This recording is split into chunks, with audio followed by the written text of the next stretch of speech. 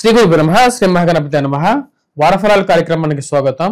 రాబోతున్నటువంటి మే 4 నుండి 10వ తారీఖు వరకు ద్వాదశ రాశుల వారికి చంద్రమానాన్ని అనుసరించి గోచార రీత్యా ఈ యొక్క వారం ఎలా ఉండబోతుంది అనేది చూద్దాం.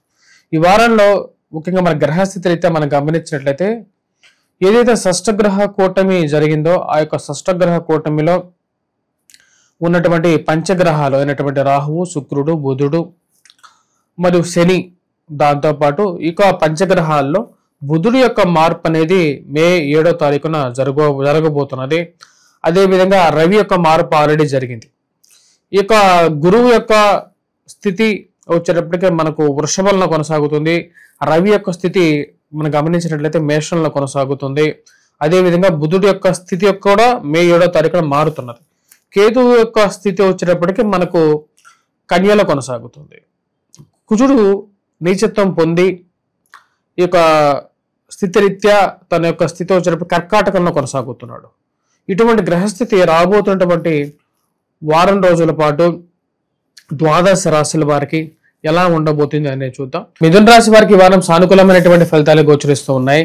వృత్తిపరంగా, వ్యాపారపరంగా అనుకూలంగా ఉంటుంది. రవి యొక్క సానుకూలమైనటువంటి స్థితి మానసికమైనటువంటి స్థైర్యాన్ని, ధైర్యాన్ని ఇవ్వగలుగుతుంది. నూతన ఉద్యోగ ప్రయత్నాలు ఆరంభించాలని చెప్పి ప్రయత్నాలు అనేవి ముమ్మరం చేస్తారు. దానికి తగిన విధంగానే అనుకూలమైనటువంటి గ్రహస్థితి యోగకారకమైనటువంటి ఫలితాలు ఇవ్వగలుగుతుంది. సమర్థవంతంగా ఇంటర్వ్యూస్లోని అటెండ్ అవ్వగలుగుతారు. మరియు అదేవిధంగా మీరు ఇన్ని రోజులు కష్టపడి చేసినటువంటి కొన్ని మంచి కార్యాలకి సమాజంలో మీడియా ద్వారా గుర్తింపు పొందగలుగుతారు. ఇది మానసికమైనటువంటి స్థైర్యాన్ని ఇవ్వగలుగుతుంది. ఉన్నత స్థాయిలో ఉన్నటువంటి స్త్రీ పురుషులతో సత్సంబంధాలు ఏర్పరచుకోవాలనుకుంటారు. దానికి తగినటువంటి పరిచయాలు అనేవి ఏర్పడుతూ ఉంటాయి. ఇది ఒక మంచి అనుకూలమైనటువంటి స్థితిగా మీరు భావించగలుగుతారు. ఇది యొక్క పరిచయాలు, రాజకీయమైనటువంటి పరిచయాలు కానీ, మీకు ఉన్నటువంటి కాంట్రాక్ట్స్ ఏవైతే ఉన్నాయో అవి మాకు ఏ విధంగానైనా సరే నాకు ఉపయోగపడగలుగుతాయి. సమయం వచ్చినప్పుడు వీరిలో ఎవరైనా ఒకరు సహాయం చేయగలుగుతారు. నాకు ఉద్యోగపరంగా కానీ, వ్యాపార పరంగా కానీ అనుకూలంగా ఉంటుందని చెప్పి భావిస్తారు. దానికి తగిన విధంగానే ఈ యొక్క మార్పు చేర్పులు జరుగుతున్నటువంటి పరిణామాలు ఉపయోగపడే విధంగా ఉంటుంది. ఈ రాశిలో ఉన్నటువంటి వారికి గ్రహస్థితి పూర్తిగా యోగకారకమైనటువంటి ఫలితాలు ఇచ్చే విధంగా ఉంది. మరియు అదేవిధంగా ఈ రాశిలో ఉన్నటువంటి వారిని గమనించినట్లయితే ఖర్చు విషయంలో చాలా జాగ్రత్తగా ఉండాలని చెప్పి, పొదుపు చర్యలు పాటించాలని చెప్పి భావిస్తారు. దానికి తగిన విధంగానే ప్రణాళికలను రచించడం మొదలు పెడుతూ ఉంటారు. కుజుడు యొక్క స్థితి అంత సానుకూలంగా లేదు. ఖర్చు అనేది కొంచెం ఎక్కువగా ఉంటుంది. ఎంత మీరు అన్యోన్యతగా కుటుంబాన్ని దగ్గరికి తీసుకుందామని చెప్పి ప్రయత్నించినప్పటికీ వారిలో ఏదో ఒక తెలియనటువంటి భయం, ఆందోళన అనేది కొంచెం ఎక్కువగా ఉండటం, దూరంగా జరగడం అర్థం కానటువంటి వ్యవహారంగా ఉంటుంది. కుటుంబంతో గడపాలని చెప్పి ఎక్కువగా ప్రయత్నం చేస్తూ ఉంటారు. కానీ కుటుంబంలో కొన్ని జరిగేటువంటి పరిణామాలు అర్థం కానటువంటి వ్యవహారంగా ఉంటుంది. భార్యాభర్తల సంబంధ బాంధవ్యాల విషయంలోనూ జాగ్రత్తలు అనేవి అవసరంగా మీరు పరిగణలోకి తీసుకుంటూ ఉంటారు. ఈ రాశిలో ఉండేటువంటి వారికి ముఖ్యంగా ఖర్చు అనేది కొంచెం ఎక్కువగా ఉంది. మరియు అదేవిధంగా మీరు చేయనటువంటి తప్పుని మీ మీద రుద్ది బ్యాడ్ ప్రాపగాండా చేసేటువంటి వారు ఎక్కువ అవుతారు.